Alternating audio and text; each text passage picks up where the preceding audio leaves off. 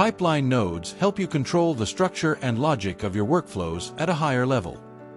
These nodes manage how your workflows split, run in parallel, or end, giving you more flexibility and modularity. Let's look at the two types of pipeline nodes available in flows.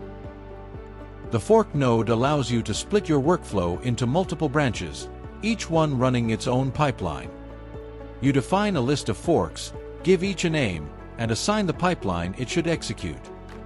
You can also map custom data into each fork, allowing for contextualized parallel processing.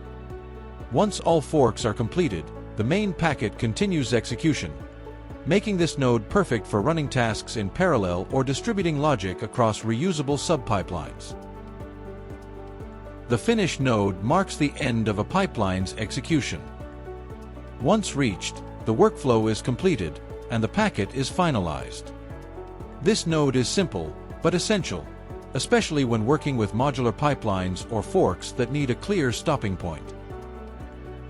Pipeline nodes help you build workflows that are scalable, modular, and easy to manage.